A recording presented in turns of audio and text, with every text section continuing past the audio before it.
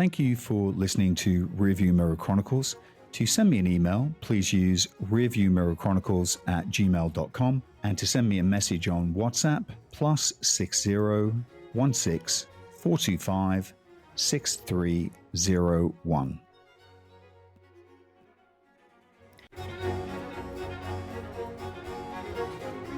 Hello and welcome to Rearview Mirror Chronicles.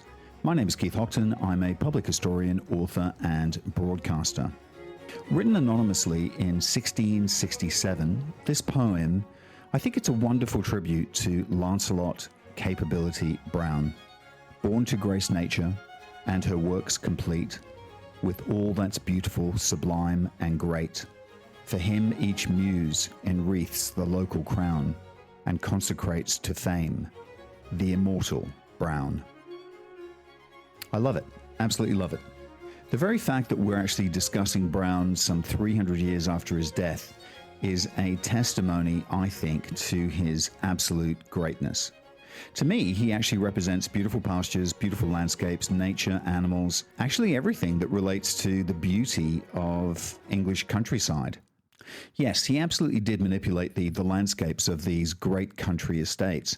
And of course, when he started, even up until the 1920s, the only people that actually had access to his work to see the beauty of what he completed were the owners of those country estates and the aristocrats who visited, said country estates.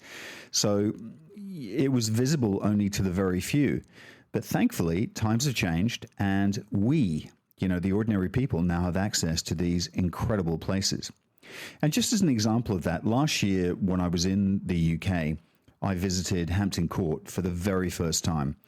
And I actually stood in the King's private chapel. I stood where Henry VIII would have stood, sat, and prayed, maybe even shouted at some of his parishioners. I also touched the great vine. And it's actually difficult to get through to you how special this vine actually is, how magnificent it actually is. It's called the Black Hamburg. It's now 250 years old, which is incredible. It's actually the largest grapevine in the world, and it was planted in 1768 while Lancelot Capability Brown was in charge of the gardens at Hampton Court. He actually planted that vine himself. And there's something, it's quite magical standing there looking at it and actually thinking that, Brown would have actually stood in the same place or very, very near to where I was standing and actually planting that vine. Incredible, really, really incredible.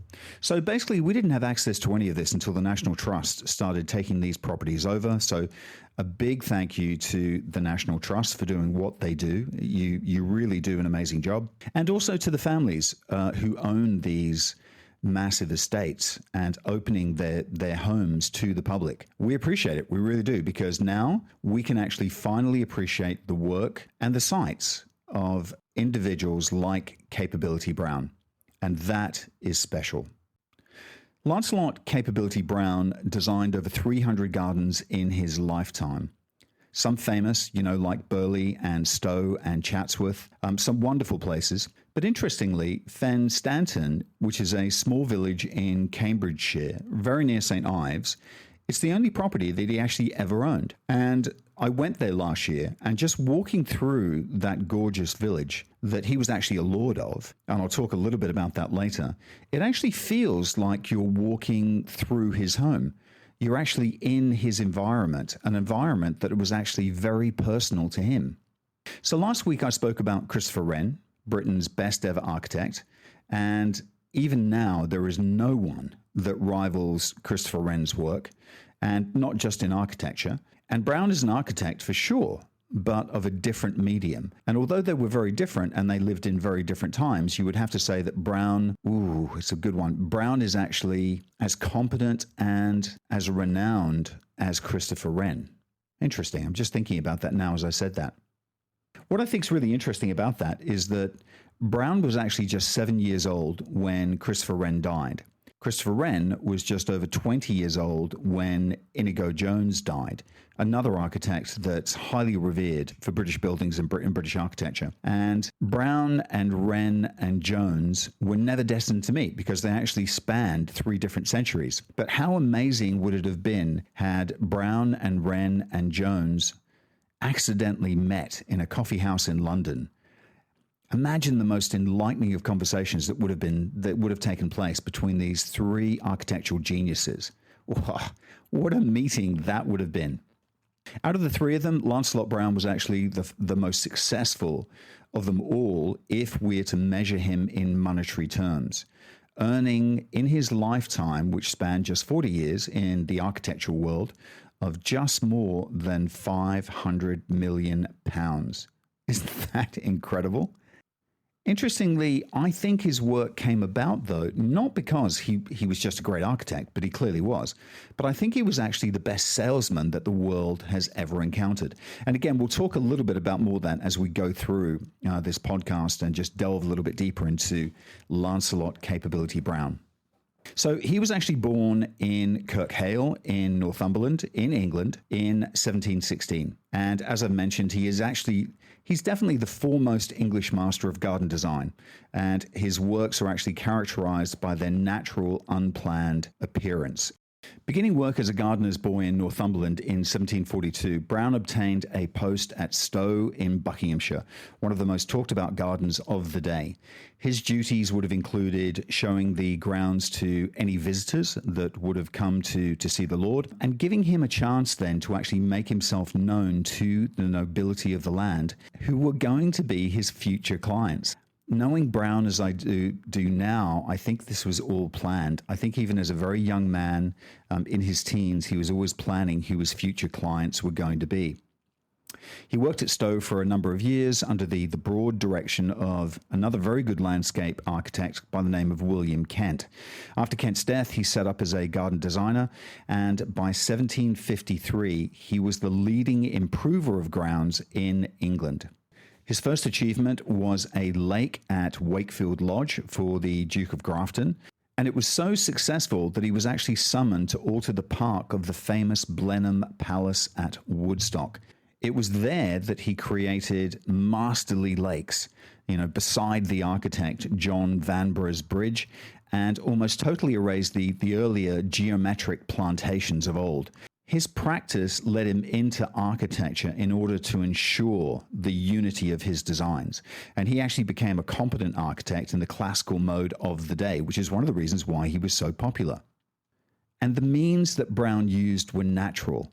He employed neither carved stone nor architectural shapes, but he actually limited himself to turf, to mirrors of still water, a few species of trees used singularly, or in clumps or in loose belts. And of course, he changed the undulations of the ground. With these, he made simple, harmonious patterns without the obvious symmetry of some of the other well-known garden designers.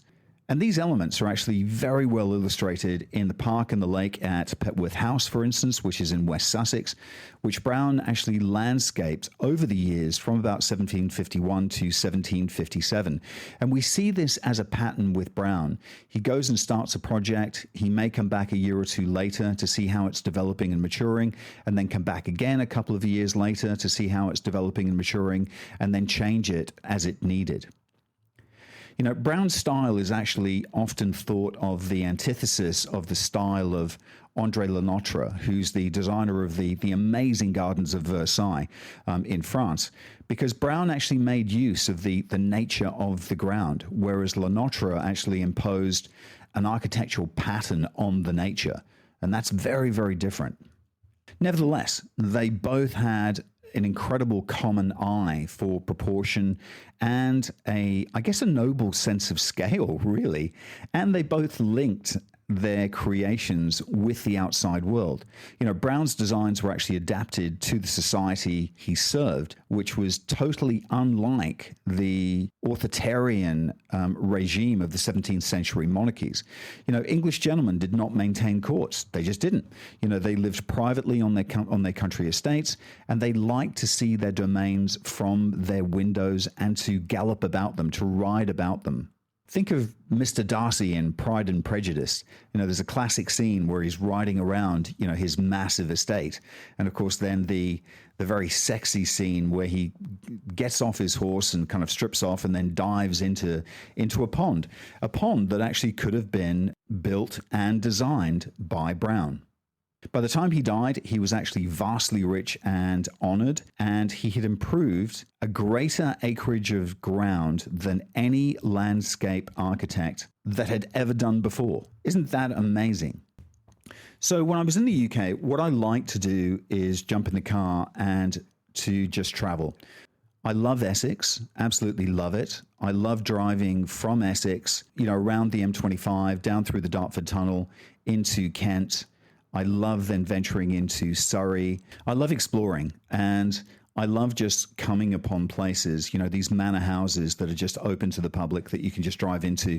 And sometimes I'll spend all day doing just that. And the last time I was there, I went to Hever Castle, which I'd never been to before, which was absolutely stunningly beautiful. And just in case you don't know, Hever Castle is the original home of Anne Boleyn, one of Henry VIII's wives. I also went to Rest Park, which is a country estate in Bedfordshire. And while I was there, I'd actually arranged to meet a number of people because there was a festival that was taking place celebrating 300 years of Capability Brown, Lancelot Capability Brown. And it was an interesting house because Capability actually designed the gardens. And as I walked along a broad path which leads away from the Great House, leaving the Great House behind me, down through these very natural-looking gardens, past Grecian statues and a fountain, heading towards a very ornate building in the far distance, I was struck by how beautiful it actually was. I mean, admittedly, it was a beautiful summer's day, but I think even if I'd been there in winter, it would have been just as beautiful. And the reason that I went there is to find out about Brown and how he transformed the landscapes around some of these great country houses like this, and created a vision of what we've come to recognize as natural countryside. And that was the reason why I was there, but I was there because there were a number of people there that I really wanted to interview. And as I strolled down to a part of the estate where there's a serpentine river, it's quite beautiful. It sweeps around from one side to the other. It broadens here and then narrows there, just like an ordinary river would. And then it suddenly disappears. Well, it actually disappears under the ground, under a great well of stones. And as you turn a corner, you can actually see this great well of stones. But from where I was standing, from behind the house, you couldn't. And the river actually looked quite natural. But of course it wasn't, because it had been built by Brown when he visited the estate many, many years ago. And I'm here with Carol Evans, who is the director of the Capability Brown Festival, which has actually been running all the way through the year. Hi, Carol. This is actually very Capability Brown, isn't it?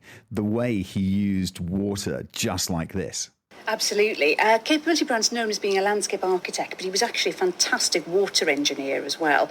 So he created wonderful, very naturalistic looking lakes and ponds and streams that often looked like rivers, but very often just finished around the corner. So you thought you had a lovely river. But very often they were also then draining the marshland. So it became better for growing crops on, or therefore being able to have sheep or cows on it as well. He actually worked in the grandest of places, didn't he? Like here at Rest Park, but also many, many others, correct? Absolutely. Brown worked for a huge client list, and he included the King, 6 Prime Ministers and half the House of Lords in his actual client book. And so he worked or advised on around 250 sites across England and a few in Wales as well. Basically, if you think of any really famous English country house, he's quite likely to have had something to do with it. So Blenheim Palace, Chatsworth, Highclere, aka Downton Abbey, hugely important places in the 18th century in terms of politics and society, and all of these houses and all the people who lived in them wanted to commission Brown to help create a landscape that was stamping their identity of, in effect, a new Britain, because at the time Britain was quite a new concept. Really, Scotland had only just become part of Great Britain, and so it very much is a statement of confidence. We've got the money to spend on this, and we're quite political, we're quite in power. we're cutting-edge fashion, quite frankly, and we are showing it and we're spending money on it. And it was on full show for everybody who had a garden created by Capability Brown. I mean, Capability, that's interesting, isn't it?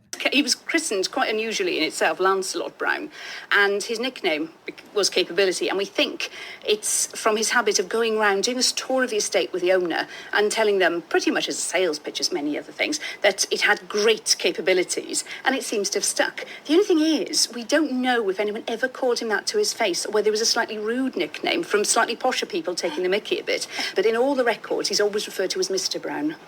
What did he do that was so radically different, and how did he manage to change people's minds to look at the landscapes in a very, very different way? Brown was known as a visionary or a vandal. He, in some cases, swept away formal gardens, very French-style gardens, very neat, very tidy, and replaced them with this much more relaxed English style.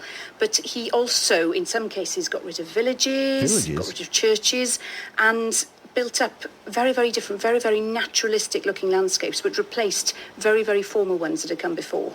And that involved physically sculpting the landscape, didn't it? Basically, you had men, shovels, very often wooden shovels, not even metal ones, horses and carts, and with this literally manpower, they moved tons of earth. They created hills, they dug to create lakes and rivers and ponds, and actually created an undulation in the landscape where previously it was often being quite flat. So we might look upon them as natural, but actually, like many of our landscapes across all of the country, they are man-made, aren't they? They are probably, you can consider them to be as man-made as the houses they actually frame.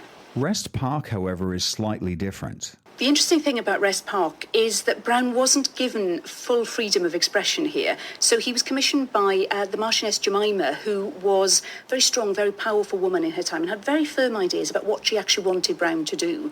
So they kept the previous generation's very formal gardens and worked around the edges and softened them. So where they had straight edge canals, they now have serpentine lakes surrounding it. And so basically it's an interesting combination of different generations respecting their predecessors' gardens and landscapes. So as you leave the front of the house and come through the patinaires and all the little formal things, and then it transforms, actually. You're seeing how Brown moved the landscape from one shape and contour to something very different. Absolutely. It sort of feels as if you're working further away from the house, and gradually the landscape is relaxing as it becomes more naturalistic. Rest Park is actually stunningly beautiful, and I'm now with the head gardener, by the name of Andrew Turvey, who must feel quite a responsibility, particularly because of this year, because we're, 300 years into Capability Brown's design. You must feel quite a responsibility to make sure you actually recognize everything that Brown actually did here. So I actually followed the serpentine waterway here, and then it suddenly stops as this great cluster of stones, kind of appears at the very end of it. And it just explained to me how this is part of Brown's design. He visited over a number of years, but started in 1758. So 1758, 1759 and 1760. This area has changed since Brown was here, but his original intention, the area we stand in is now called the bathhouse and was a nursery ground for the house. So we're stood behind the house, effectively where the house would have stood. And it was an area that was very wet. So he actually drains the land. He captures at least 3 or 4 springs in this area to be as a source of water to feed all his, what we now refer to as River Rest Park, these canal network that runs around and deformalising the canals into this serpentine. And when you think about his style as a gardener yourself, what was he doing with his architecture of the land? I think it's very much that he's actually creating nature. And I think that's what's so clever about it. You don't really notice what he's done, and particularly at Rest, like you would just think it's a river running around the outside of the park, and it's very natural and very informal. But what he's done underneath is actually the hydrology and how he's made water travel around the grounds in such an astonishing way. And now you're uncovering that. Yeah, so where we are now at the bathhouse, we've actually revealed the water. A year ago, it was just reeds and a terrible weed called equisetum. So this time last year, someone tried to walk across it. It was so impenetrable. And now, 3 months later after the project, we're looking at grass and a beautiful water. Andrew, shall we climb over the cluster of stones and go round to the bathhouse that's on the other side? There's a strange construction of stones set in great arches that, and I can see the bit that they would dip into, and the changing house behind it, which is thatched. So the bathhouse comes along 10 years after Brown has completed his work. So it's designed by Edward Stevens, and at the same time there's this, what we refer to as Brown Monument, is placed in this same location. So you can see how much the family thought about Brown, and particularly Brown in this area, how he had drained this area. So when Brown went to redesign a landscape, what skill was he actually bringing to bear? Well, I think we all think that it's about the landscape, but it is very much for rest in particular. It's this hydrology. The family needed someone that could work with water. And this is at a time when they didn't even know where ground moisture came from. So they had no idea that water would be rising through aquifers. And it was a change of time. So they were trying to take studies from other areas. So he did a lot of work in draining the fens and things. He went and observed that and then incorporated that into the landscape. So this is, I think, for me, the thing that I notice about Brown is how he controls water, and it's something that today everyone is scared of because water features never quite work, and we're 250 years later, and the water, to a degree, if we managed it better, would be working as he intended. And when you were thinking about his work and you are physically working on it, what goes through your mind? Amazement, really. How he can be planning. Like, I try to plan a year, 2 years, and obviously 20 years in the future. But what we're looking at is 250 years later at the work that's coming to maturity. I wish I could think like that. You really do respect him, don't you? Very much. I think all of garden history, but particularly Brown, I think he inspires a lot of people, and that's a great thing for us to be celebrating 300 years of his birth. And let's just take a short break for a message from our sponsor. Orthodomus is your one-stop shop for your Malaysia My Second Home visa. But they are much more than that. When you sign up with Orthodomus, you become part of a larger community, a community that cares about you in Malaysia. And that's important when you move to a new home. So for more information, call Orthodomus or WhatsApp them on +60 12 493 7270, or visit their website www.penangmyhome.com. And we are back. So we've come to the point in the garden where they have this memorial to Brown. It's a tall pillar with ornamentation on top, and written on the side it says, "These gardens were originally laid out by Henry, Duke of Kent." But as you continue reading it down towards the bottom, it concludes, "with the professional assistance of Lancelot Capability Brown." And then it dates his visits, 1758, 59, and 60. Dr. Oliver Cox, you're a historian and a member of the Faculty of History at the University of Oxford.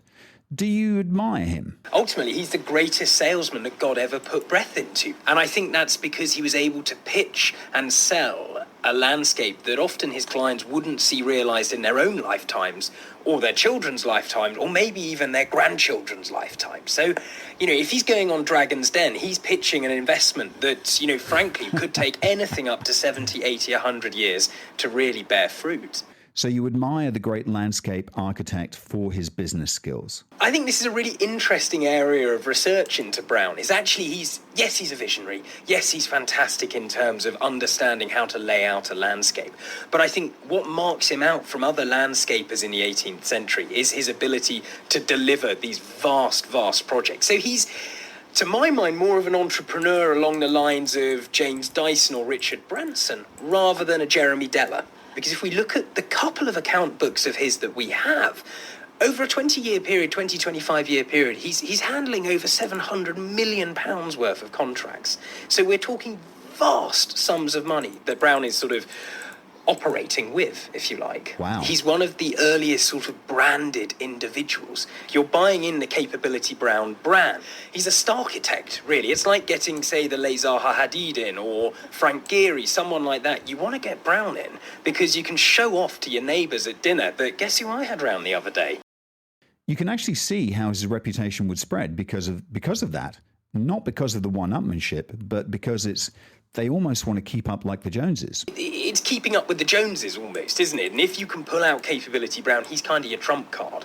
And that's where Brown is so successful in terms of the way in which he almost creates a series of angel investors, if you like. which is the collection of people that gravitate around Stowe and Lord Cobham. And out of that initial circle of investors, he's able to spread his business wider and wider and wider. So he knows how to play the aristocracy, but also, crucially, he knows how to deliver the product that they want. But Brown doesn't just create landscapes, he creates the buildings to go in them. He thinks about how you can engineer the water. He thinks about the connection to the wider estate. So with Brown, you buy the complete package, or you can buy a little snippet of the package. So that's where he's really, really clever. He calibrates the projects that he works on to the purse of the patron. That is very, very clever. And again, I think Brown's success is that he can operate on the grandest scale, but also the smallest scale. And he has the capabilities of employing a whole variety of different subcontractors to make things happen, and make things happen efficiently and effectively. Because of all the contracts that he was doing, he couldn't possibly have been the main man on every job. Exactly, and that's what we see, is we see him sort of developing a series of sort of trusted foremen, if you like, that will move from one site to the next, to the next, to the next. So the story of how this is, these landscapes are created, to my mind at least, this is the sort of foundation of huge sort of civil engineering. So this is sort of setting the trend for canals, through to the railways, through to even, if you like, motorways today, because we're dealing with the same thing of how do you create a landscape that's both beautiful and useful. And what places come to mind for you when you think about Brown and his work? Brown is working at some of the, those instantly recognisable 18th century country houses, or country houses we visit today. He's working at Chatsworth, he's working at Blenheim, he's working at Stowe, he's working at Highclere Castle, now everybody knows as Downton Abbey. And these big headline showpiece commissions means that he's earning a vast amount of money, so that by the middle of his career, he buys the manor of Fen Stanton out in Cambridgeshire for roughly £20 million in today's money. Gosh, that's a lot of money. And he had a long career too. He's working for something like 40 years. His success comes from being very, very, very good at what he does. There is no inherited wealth here. Brown is a self-made man. And it's that self-made sort of connections that he makes as well. He'd network you very, very well at a drinks party. Brown would have your number, he'd have your card, and he'd be in touch the next day. So I came to Rest Park, and I've now driven about 10 miles or so into northwest Cambridge, a part of the country that I actually know very well. When I left school, I actually stayed with a friend and his family here, as my parents were living abroad. And I have very happy memories of amazing summers here. And I actually managed to get a summer job in Cambridge in Woolworths as a fruit and veg seller. I know. And I would actually cycle the 8 miles to town, 8 miles to Cambridge, early each morning, and then 8 miles back again every afternoon. And I remember it as being very carefree. Mayflies buzzing around, midges in the summer, all that kind of thing. I've got very, very good memories. And it's one of the reasons why I love this part of the countryside, and I love English summers so much.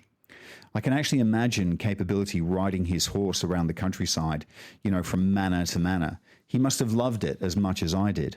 And again, I go back to the analogy of Mr. Darcy in Pride and Prejudice, Colin Firth, riding around the countryside. He loved it very much. And I've come to the village of Fen Stanton, and I've come here to meet Linda Simmons and Nigel Ferrier, who are the co-founders of The Fringe in the Fens. And guys, you are living in the property that was actually owned by Lancelot Capability Brown. That's incredible. Yeah.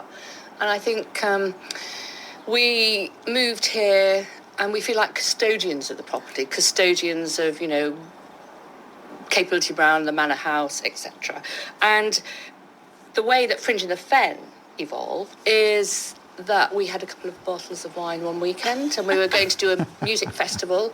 We were actually going to do a concert to start with, weren't we? Yeah, we were going to do a concert. Over the couple of bottles of wine, it turned into a weeks-long festival. Long story short, turned into a week-long music festival with the sole aim of raising money for Macmillan Cancer Support. This is our third festival this year. And the theme this year is Capability Brown. Exactly. This is the 300 years kind of anniversary. Yes, and the fact Brown. We thought it was a great time to do it. Yeah. And of course, you are living in part of his life. Yes.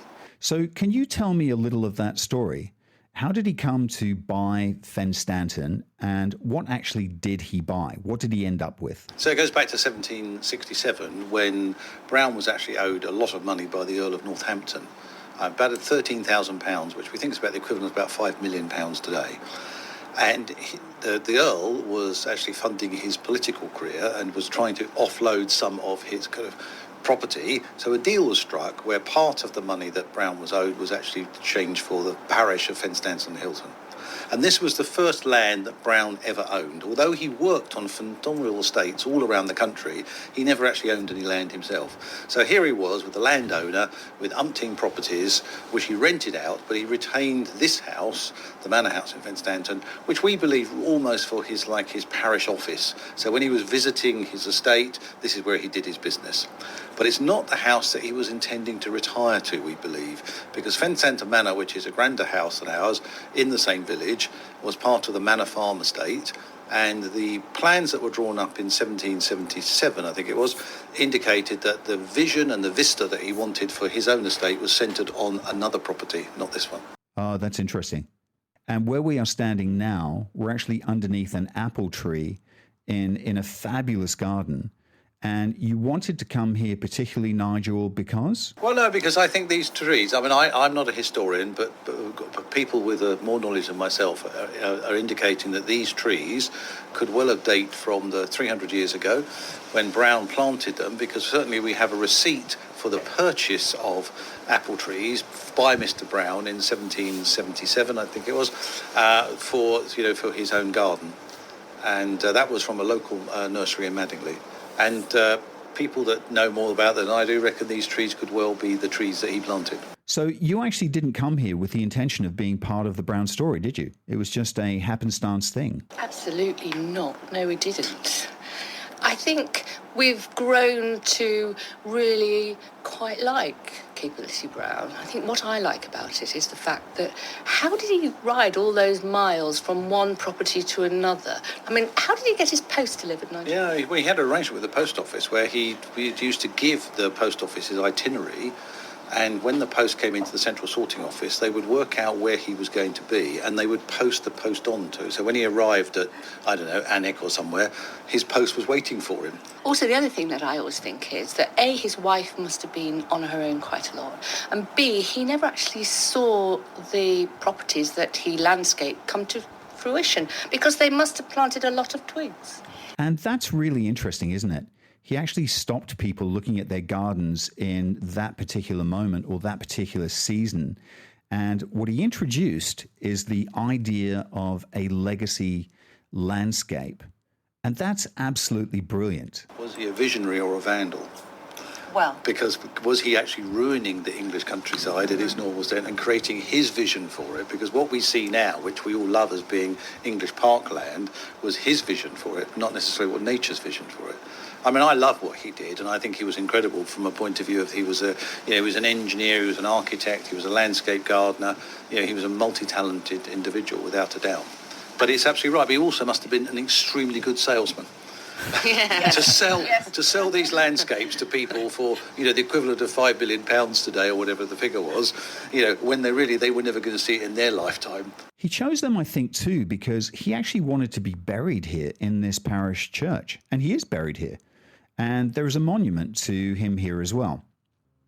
I'm now in the graveyard that surrounds the parish church of Fen Stanton, and of course I'm immediately drawn towards the large headstone, which is where Brown resides, and it reads Lancelot Brown, and then in brackets Capability, Lord of the Manor of Freestanton, 1767 to 1783. And it just stands there, just against the wall. And it's quite astounding because it's why people visit the graves of famous people, because you want to not so much feel their energy, but you actually want to be closer to them, closer to the genius for whatever they created. Jim Morrison of The Doors is an absolute classic. He's buried in Paris, and the amount of people that actually go to his grave every year is phenomenal because they appreciate what he achieved during his lifetime and they admire him for that. And I think it's very much the case for Lancelot Capability Brown. Brown actually purchased the manor of Fen Stanton in East Anglia from Lord Northampton. And it actually came with 2 manor houses, 2 villages, and 2,668 acres of land. And the property actually stayed in the family for 100 years after his death. It was only sold in the 1870s or maybe 1880s. And interestingly, the ownership of this particular property actually allowed him to stand and to serve as sheriff from 1770 to 1771, something he enjoyed quite much, I think. And he actually continued to work and travel until his sudden collapse and death on the 6th of February, 1783, on the doorstep of his daughter Bridget Holland's house, which is actually in London at 6 Hertford Street. If you're ever in London, it's worthwhile going to have a look while returning after a night out with the Lord of Coventry. Horace Walpole, who was actually Prime Minister of Great Britain at one stage, actually wrote to Lady Ossory on hearing of Brown's death, "Your dryads must go into black cloves, madam. Their father-in-law, Lady Nature's second husband, is dead." Brown was actually buried in the churchyard of St. Peter and Paul's, which is the parish church of his small estate at Fen Stanton Manor. And if you go there, you should definitely go and visit, because it's a very special place to be and a very contemplative place to be. And by the time of his death, he actually left an estate of approximately £40,000, which included property in Cambridgeshire, in Huntingdonshire, and in Lincolnshire. His eldest daughter was the inheritor of all of the above, and she actually married the architect Henry Holland. Brown had 2 sons as well. He sent both of those sons to Eton. One of them, Lancelot Brown the Younger, actually ended up becoming the MP for Huntingdon, and his other son joined the Royal Navy and rose to become an admiral of the fleet. And what he's left us with is the most incredible legacy, gardening architectural legacy, and I don't think we'll ever see the likes of Brown again. Incredible. Ladies and gentlemen, thank you very much for clicking in to hear what I had to say about Capability Brown. I hope it's inspired you to go and visit some of the country homes that he designed, and maybe even to go to Fen Stanton to see where he lived, the property that he owned. As always, I can be contacted on there'salwaystea@gmail.com. Please do send me emails. I'm actually I've started to receive emails over the last couple of weeks, and I love getting them. Suggestions for shows, love it. Please keep them coming. Comments on shows, happy to receive them. Any kind of feedback that you have, it's nice to connect with people out there. And I hope that you're actually enjoying the podcast. And if there's anything about them that you'd like me to include, please drop me an email and I'll do what I can. And of course, I will obviously respond. I'm quite responsive in that nature. So thanks again, guys. Enjoy your week, and I will chat to you in a week's time. Bye for now.